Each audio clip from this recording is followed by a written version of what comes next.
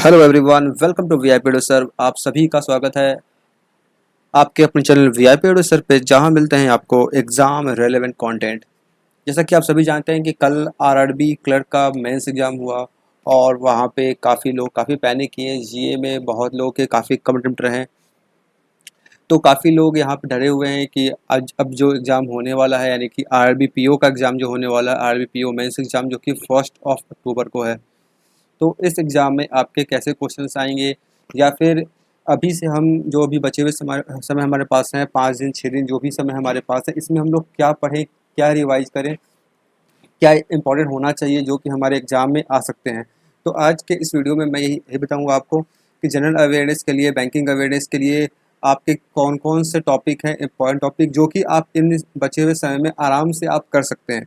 Practically जो possible है वो चीज़ें बताऊँगा। यहाँ पे मिलेगी आपको टू डू लिस्ट। इन बचे हुए 5-6 दिन में आपको क्या क्या चीज़ें, नई चीज़ें पढ़नी है। हालांकि नई चीज़ें मैं ज़्यादा रिकमेंड करूँगा नहीं, लेकिन जो भी चीज़ें वो मैं बता दूंगा आपको यहाँ पे, आप समझ जाएंगे, जिससे आप उन चीज़ों को पढ़ के जाते हैं एग्जाम में तो ज़्यादा कॉन्फिडेंट फील करेंगे और सही से अटेम्प्ट कर पाएंगे। रही बात कल के पेपर की, तो कल जो पेपर हुआ था आरबी क्लर्क का, इसमें ऐसे बहुत टफ पेपर नहीं था क्लर्क का। अभी मैं बात कर रहा हूँ सिर्फ अभी जनरल अवेयरनेस की, क्वांट रीजनिंग की बात मैं नहीं कर रहा, सिर्फ बात कर रहा जनरल अवेयरनेस की। तो बहुत बहुत पेपर टफ नहीं आया था। पेपर जो था काफ़ी बहुत सारे क्वेश्चंस काफ़ी सिंपल थे, जो कि बिल्कुल एक जो जनरल चीज़ें होती है, जो जनरल अवेयरनेस होती है, वो चीज़ें पूछी गई थी। तो वो चीज़ें हम लोग ज़्यादा पढ़ते नहीं हैं, ध्यान नहीं देते हैं, इसीलिए वहाँ पे बहुत लोग पैनिक कर गए थे, बहुत लोग अच्छा अटेम्प्ट नहीं कर पाए। और जो लोग थोड़ा सा अच्छे से पढ़ते हैं, चीज़ों पर ध्यान देते हैं, वो फिर वहाँ पे सही से अटेम्प्ट कर पाए थे। हालांकि आरबी क्लर्क का एग्ज़ाम तो हो चुका है, उसके बारे में ज़्यादा बात नहीं करेंगे। जो हमारे पास नेक्स्ट एग्ज़ाम है उसे कैसे बेटर करें, इसके बारे में बात करते हैं। तो चैनल पे नए हैं, चैनल को सब्सक्राइब कर लीजिएगा, बेल आइकन जरूर से प्रेस कीजिएगा और वीडियो को लाइक कीजिए। बढ़ते हैं आगे। कुछ इंपॉर्टेंट चीज़ मैं बता दूँ इस वीडियो स्टार्ट करने से पहले। जो भी चीज़ें आपने पढ़ा है आरबी क्लर्क के लिए, मतलब जो भी मंथ्स आपने कवर किए, जो टॉपिक्स आपने पढ़ा था, इंपॉर्टेंट टॉपिक सब, वो सब चीज़ आपकी है। उसके बाद जो एक्स्ट्रा आपको जो कुछ इंपॉर्टेंट चीज़ें मैं बताऊँगा वो उसके प्लस में है, यानी कि वो तो जो आपने पढ़ा था, जो इंपॉर्टेंट चीज़ें होती हैं वो आपको पढ़ना ही है। उसके अलावा अगर आपने ये टॉपिक्स नहीं पढ़े हैं जो मैं बताऊँगा यहाँ पे, तो वो उसे आप यहाँ पे कवर कर लें, ठीक है। और बाकी किन चीज़ों पे ज़रा फोकस करना है वो चीज़ मैं बताऊँगा। यानी कि इसका मतलब ये नहीं है कि मैं जो बताने वाला हूँ सिर्फ वही पढ़ लेंगे आपका एग्जाम क्लियर हो जाएगा, ऐसा बिल्कुल नहीं है। आप जो पढ़े हैं वो तो आपको पढ़ना ही है, उसके अलावा एक्स्ट्रा में आपको ये चीज़ें पढ़नी है। हालांकि एक्स्ट्रा नहीं है, ये चीज़ आपको पढ़नी है, तो इसलिए मैं यहाँ पे कुछ इंपॉर्टेंट टॉपिक्स चीज़ें यहाँ बताने वाला हूँ, ठीक है। और कल जो पेपर हुआ था जिसमें जनरली क्या हुआ था कि जितने भी लोग पेपर कर गए थे एग्ज़ाम देने के लिए, मैक्सिमम लोग वहाँ पे जून जुलाई अगस्त सितंबर ये 4 मंथ कवर किए थे। और वहाँ पे हुआ क्या कि कुछ ज़्यादा क्वेश्चंस मई मंथ से पूछे गए, या फिर जून से भी क्वेश्चन पूछे गए, जो कि बहुत लोगों के माइंड में स्ट्राइक नहीं कर पा रहे थे। तो अभी करना क्या है आपको, जो भी आपने कवर किया था जून जुलाई अगस्त सितंबर, ये तो आपको कवर करके रखना ही है। अभी आपको 1 मंथ और 23 से कवर करना है, जो कि है मई मंथ, ठीक है। ये चीज़ें आप सभी के दिमाग में आई होंगी कि मई से क्वेश्चन पूछा गया है कल के एग्जाम में, इसे कवर कर लेते हैं। हाँ बिल्कुल, आपको कवर करना है और फोकस से करना है। फोकस रखना है आपको मई जून जुलाई, इन 3 मंथ्स का आपको मल्टीपल रिवीजन करना है। इसे आपको डीप में पढ़ना है, इसका आपको मल्टीपल रिवीजन करना है। जिसे मैं यहाँ पे सर्कल किया है मैंने, रेक्टेंगुलर बॉक्स में इसे जिसे मैंने घेरा है, उसे आपको ज़्यादा फोकस करना है, उस पर आपका फोकस ज़्यादा होना चाहिए, ठीक है। सेकेंड, गवर्नमेंट स्कीम, बाकी तो पढ़ना ही है, बाकी छोड़ना कुछ नहीं है। जो मैंने कहा आपने जो पढ़ रखा पहले से वो तो उससे रिवाइज करना ही, लेकिन इन 3 मंथ्स पे ज़्यादा फोकस करना है, ठीक है। नेक्स्ट है गवर्नमेंट स्कीम। तो गवर्नमेंट स्कीम आपको पढ़ना है। तो गवर्नमेंट स्कीम क्या क्या पढ़ना है मैं बता दूं आपको। गवर्नमेंट स्कीम जब भी आप पढ़ें, जो भी ऐसे गवर्नमेंट स्कीम जो कि रिसेंट लॉन्च हुए हैं, मई से लेकर के सितंबर के बीच में जितने भी गवर्नमेंट स्कीम आते हैं, गवर्नमेंट इनिशिएटिव आते हैं, वो उसे आप एक बार ध्यान से पढ़ें। कोई भी ऐसी स्कीम जो नई लॉन्च हुई है, या फिर उसमें कुछ रिसेंट डेवलपमेंट किए गए, मतलब कुछ रिसेंट चेंजिंग किए गए हैं, या फिर नहीं होता है कोई स्कीम है जिसे जो कि 2022 तक ही था उसे आगे कुछ एक्सटेंड कर दिया गया है, तो ऐसे भी स्कीम्स हो गए, या फिर किसी इस स्कीम को अपग्रेड किया गया है, उसे भी आप यहाँ पे कवर करेंगे। तो स्कीम से क्वेश्चन कैसे पूछे जाते हैं, आपको क्या क्या पढ़ना होगा स्कीम में। स्कीम आपको ये पढ़ना होगा नोडल एजेंसी कौन सी है, मतलब किसने लॉन्च किया है उसको, मतलब किस एजेंसी के अंदर आता है या फिर कौन से मिनिस्ट्री चला रही है। सेकेंड इंपॉर्टेंट थिंग, ये सेंट्रल सेक्टर स्कीम है या फिर सेंट्रल स्पॉन्सर्ड स्कीम है। ये क्या होता है, सेंट्रल सेक्टर स्कीम उसे बोलते हैं ऐसी स्कीम जो कि 100% funded by government of India यानी कि central government. And sponsored scheme उसे बोलते हैं जिसमें सेंटर और कुछ परसेंटेज सेंटर का होता है और कुछ परसेंटेज स्टेट गवर्नमेंट का होता है, मतलब दो सेंटर और स्टेट गवर्नमेंट मिलकर चलाती है, उसे बोलते हैं सेंट्रल स्पॉन्सर्ड स्कीम। आपको ध्यान रखना है जो भी स्कीम पढ़ेंगे वो सेंट्रल सेक्टर स्कीम है या फिर सेंट्रल स्पॉन्सर्ड स्कीम है, ठीक है। सेकेंड, जो भी डिटेल्स होगी इस स्कीम की, स्कीम में क्या बेनिफिट हैं, क्या फीचर्स हैं, क्या उसमें डिटेल्स दिया गया है वो चीज़, और ख़ासकर उन पर ध्यान देना है।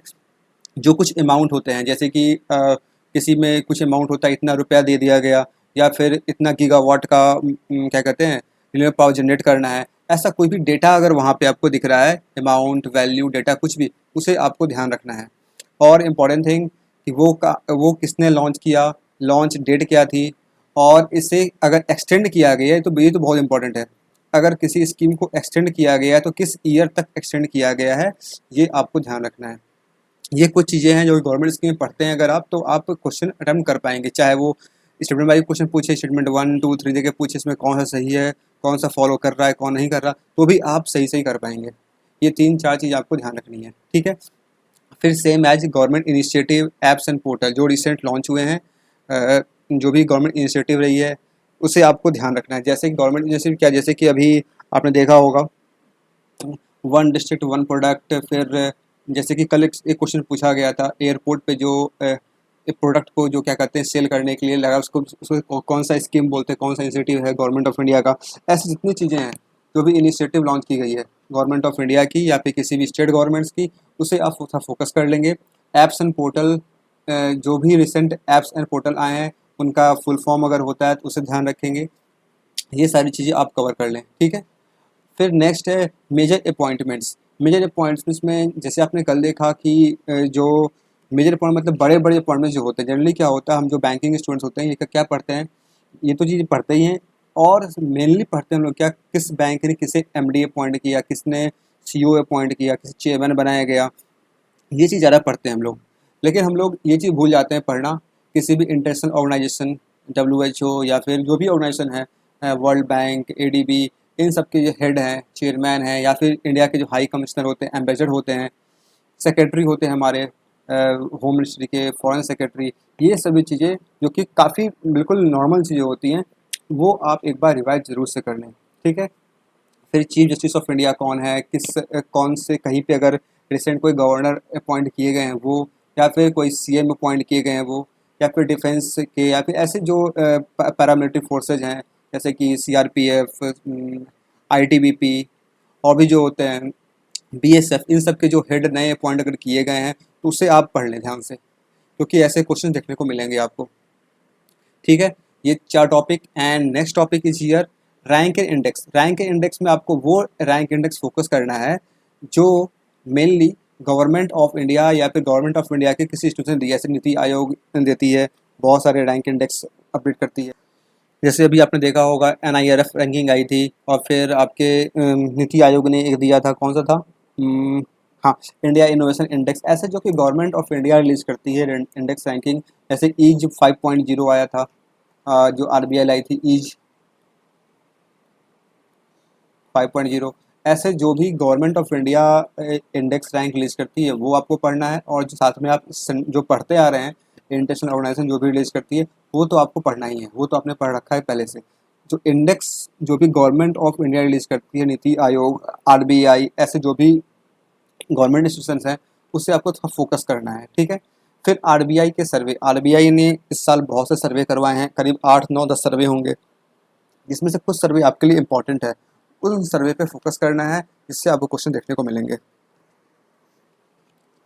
ठीक है। जैसे कि अभी हाल ही में प्रॉफिटेबिलिटी ऑफ बैंकिंग पे कुछ सर्वे कराया गया था, जिसपे कौन किस डेटा रिलीज किया गया था, कौन सा बैंक कितना प्रॉफिटेबल है, किसने कितना प्रॉफिट कमाया इस साल मैक्सिमम बैंक जो है वो प्रॉफिट में रही थी। इन सब चीज़ों पे फोकस करना है। उसमें से कुछ बैंक है जो कि क्या कहते हैं जिसमें ज़्यादा प्रॉफिट देखने को मिला था। एसबीआई में काफ़ी प्रॉफिट हुआ था। ऐसे इन सब चीज़ पे आपको फोकस करना है। फिर नेक्स्ट है ATM, paper instruments, new branch. अभी गवर्नमेंट ऑफ इंडिया अनाउंस की है कि बहुत सारे कितने ब्रांच तो न्यू ब्रांच इस्टेब्लिश की जाए। इसमें एचडीएफसी बैंक करीब 207 के अप्रॉक्स वो न्यू ब्रांच खोलने वाला डिफरेंट सिटीज़ में। इस तरह के वहाँ पे बताया गया है कि किस स्टेट में कितने कितने ब्रांचेस खोले जाएंगे, तो वो आपको ध्यान रखना है। फिर एमएसएमई इस साल बहुत न्यूज़ में रही है। एमएसएमई से रिलेटेड जितने भी प्रोग्राम्स हैं, जैसे कि अभी आपने देखा होगा जेड आया था, Z zero defect. Urban cooperative bank भी काफ़ी न्यूज़ में रहा है। अर्बन कोऑपरेटिव बैंक के ऊपर कमेटी बनाई गई थी, एनएस उसाना कमेटी। और इससे रिलेटेड जितने भी न्यूज़ हैं वो आपको थोड़े से अच्छे डीप में कवर करने हैं, ठीक है। और भी काफ़ी चीज़ें हैं। और जैसे कि एडीएम मैंने कहा कि अभी रिसेंट एक रिपोर्ट आई थी जिसमें बताया गया था कि एटीएम जो हैं कितने कितने एटीएम कहाँ कहाँ लगाए गए हैं, कितने ऑन साइट एटीएम है, कितने ऑफ साइट एटीएम है। ये सब डेटा पे तो ध्यान रखना है आपको। और भी हाँ, एटीएम कार्ड यानी कि डेबिट कार्ड और credit card, debit card and credit card, इसके ऊपर भी अभी एक रिसेंट रिपोर्ट आया था जिसमें बताया गया था कि वर्ल्ड में कितना डेबिट कार्ड किस कंट्री के पास है, इंडिया का रैंक कितना है उसमें। और इंडिया में जो मेजर डेबिट कार्ड कंपनीज हैं जैसे कि एसबीआई, एचडीएफसी, आईसीआईसीआई बैंक, इन सब का कितना शेयर है मार्केट में। सबसे अधिक था एचडीएफसी बैंक का, 22% के आसपास है। फिर एसबीआई का है, फिर आईसीआईसीआई का है। ये सब चीज़ें जो भी रिसेंट चीज़ें हो रही हैं उससे आपको ध्यान रखना है। फिर एक हुआ था पॉइंट ऑफ सेल मशीन, ये कितना कितना कहाँ लगाया जाएगा। एलईआई के बारे में बात किया गया था, लीगल एलईआई क्या था, लीगल एंटी आइडेंटिफायर। ये सब कुछ चीज़ें हैं जो कि इम्पॉर्टेंट हो जाती हैं आपके एग्ज़ाम के लिए। अगर आपने नहीं कवर किया है तो बहुत अच्छी बात है। अगर नहीं कवर किया इस टॉपिक आप जरूर से कवर कर लेंगे, ठीक है। एक रिसेंट भारतीय रिजर्व बैंक नोट मुद्रण शायद प्राइवेट लिमिटेड, हाँ, इसके ऊपर भी अभी रिसेंट कुछ इंक, शायद वो क्या कहते हैं, इंक भी अब मैनुफैक्चर होगा ऐसा कुछ करके आया था। इसके ऊपर भी कुछ रिसेंट न्यूज आई थी। तो ये जो चीज़ें हैं ये आप कवर कर लेंगे। और एक और चीज़, हाँ, एक और चीज़, आरबीआई जो मॉनेटरी पॉलिसी करवाता है, हर बाई मंथली जो मॉनेटरी पॉलिसी आती है, मॉनेटरी पॉलिसी, इस मॉनेटरी पॉलिसी सभी को पता होता है कि जो भी रेट्स होती हैं, repo rate, reverse repo rate, SLR, CRR, ये सब चीज़ें वो तो आप याद करते ही हैं। साथ में ये याद कर लीजिएगा कि रिसेंट जो है लास्ट जो एमपीसी आई थी, मतलब मॉनेटरी पॉलिसी जो हुई थी वो कब हुई थी और नेक्स्ट कब होने वाली है। डेट्स के साथ जब आरबीआई पब्लिश करती है ना, जाएंगे वेबसाइट पर, आपको मिल जाएगा कि रिसेंट जो अभी हुआ था उसका डेट क्या था और नेक्स्ट जो मीटिंग होगी वो किस डेट को होगी। ये डेट पे थोड़ा सा ध्यान रखेंगे क्योंकि आजकल ऐसे कुछ देखने को मिल रहे हैं, ठीक है। तो ये चीज़ आप कवर कर लें। और फिर नेक्स्ट बात करते हैं कमेटी। हाँ, कमेटी काफ़ी रिसेंट काफ़ी कमेटी बनाई गई है। आप फोकस करें ऐसे कमेटी पे जो गवर्नमेंट ऑफ इंडिया ने बनाई है, आरबीआई ने बनाई है, और सेबी अभी रिसेंट आई थिंक मेरे हिसाब से करीब 9-10 कमेटी कम से कम बनाई होगी। तो उन सब कमेटी को देख लें कि कमेटी में क्या क्या है और कमेटी के हेड कौन है, किस चीज़ पे कमेटी बनाई गई, बेसिकली जो क्वेश्चन पूछे जाते हैं। अब ये सब चीज़ कर लें और फिर नेक्स्ट है बजट। तो बजट में आप क्या करें, बजट जो है, जैसे कल आपने देखा कि एक क्वेश्चन आर्टिकल 45 से पूछा गया था, तो आपसे पूछा था बजट जो है वो किस आर्टिकल से है। हालांकि बजट कोई ऐसा कोई आर्टिकल होता नहीं है। हमारे कंडीशन में एक टर्म है, उसे बोलते हैं हम लोग annual financial statement. Annual financial statement ये आर्टिकल 112 में आता है। और फिर कंसोलिडेटेड फंड हो गया। फिर और भी एक दो चीज़ आर्टिकल्स हैं वो आप ध्यान रखें। हालांकि आर्टिकल्स तो आप कवर कर नहीं पाएंगे क्योंकि कवर करना भी कोई वो सेंस की बात नहीं है। लेकिन हाँ, ये आप कर सकते हैं एनुअल फाइनेंस में जो 112 आर्टिकल में होता है। और इस साल बहुत सारे अमेंडमेंट किए गए हैं। अभी इस साल बहुत सारे बिल में अमेंडमेंट भी हुआ है। तो अमेंडमेंट किस आर्टिकल से होता है, इसका कौन सा आर्टिकल जिससे हम लोग अमेंडमेंट कर पाते हैं, ये चीज़ें आप देख लेंगे एक बार। बजट में जो चीज़ें आप पढ़ते हैं, कितना एलोकेशन था इस साल का, फिर कितना रिवेन्यू डेफिसिट था, कितना फिजिकल डेफिसिट, कितना प्राइमरी डेफिसिट था, और कैपिटल एक्सपेंडिचर कितना रहा, रुपीज़ कहाँ से आया, मैक्सिमम कहाँ कहाँ पे खर्च करना है मैक्सिमम। ये सारी चीज़ आप पढ़ते ही हैं पहले से, तो आपको पढ़ना ही है। इम्पोर्टेंट क्या है इसमें, इम्पोर्टेंट ये है जिसमें जो चीज़ें हैं नई, जैसे कि आपने देखा होगा पीएम गति शक्ति, पीएम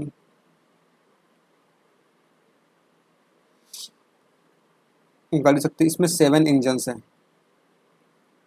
कौन कौन से इंजन्स हैं, ध्यान रखना है। और फिर हमारे इस बजट का पिलर 4 पिलर्स है, इस पिलर्स के बारे में ध्यान रखना है। नेक्स्ट कुछ चीज़ें इंपॉर्टेंट चीज़ें हैं, जैसे कि ट्रेन का नाम लेते हैं, और कुछ इंपॉर्टेंट चीज़ें हैं जैसे कि वंदे भारत ट्रेन चलाए जाएंगे, कितना किलोमीटर का रोड बनाया जाएगा, कितना यहाँ पे क्या कहते हैं मल्टी मॉडल लॉजिस्टिक पार्क बनाए जाएंगे, रोप वे बनाया जाएगा, ये सभी चीज़ें आप ध्यान रखें। और इम्पॉर्टेंट जी हाँ, एक PLI स्कीम आई थी, PLI प्रोडक्ट लिंक्ड इंसेंटिव्स। इसमें कितने सेक्टर्स में काम किया, आई थिंक 40 सेक्टर था, किस सेक्टर में काम किया जाएगा और फर्स्ट कौन सा है, POSHAN पोषण 2.0, इसके ऊपर बात की गई थी। ऐसे हर घर जल, ऐसे बहुत सारी चीज़ें थी, डिजिटल पेमेंट से रिलेटेड चीज़ें थी। इन चीज़ों पे आप थोड़ा सा ध्यान देकर पढ़ेंगे तो आपको हो सकता है इससे क्वेश्चन आपको देखने मिले। और जो डिजिटल क्वेश्चन होते हैं किस मिनिस्ट्री में कितना एलोकेट किया गया, तो ये अगर आपको याद रहता है तो अच्छी बात है, नहीं याद रह रहा है तो फिर भी कोई बात नहीं है, आप उसे अपने हिसाब से देख सकते हैं। तो ये चीज़ कुछ चीज़ें थी जो कि मैंने बताया आपको। एक और चीज़ PIDF,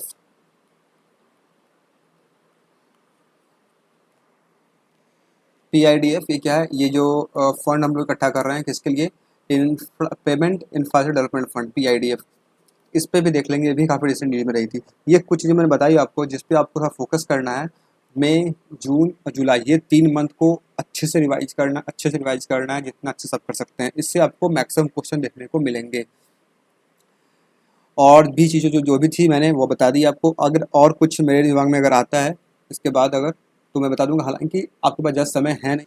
इन सब चीज़ों का आपने पढ़ा ही होगा पहले, अगर नहीं पढ़ा है तो आप पढ़ लें, और मैक्सिमम लोगों ने पढ़ाई होगा तो पढ़े हैं तो इससे एक बार अच्छे से रिवाइज कर लें, ठीक है, तो आपका अच्छा हो जाएगा। और एक इम्पॉर्टेंट चीज़, अभी रिसेंट मैंने टेलीग्राम ग्रुप पे, इसका लिंक आपको नीचे मिल जाएगा डिस्क्रिप्शन बॉक्स में, वहाँ पे मैंने करवाया था, रिविज़न करवाया था बैंकिंग अवेयरनेस का, सेम एज अब जो रिसेंट आपके एग्ज़ाम से 2-3 दिन पहले वहाँ पे फिर से मैं रिविजन करवाऊँगा, जहाँ आप जुड़ सकते हैं अगर चाहते हैं रिवाइज करना, तो जो कि काफ़ी एग्ज़ाम में काफ़ी हेल्प करता है लोगों को।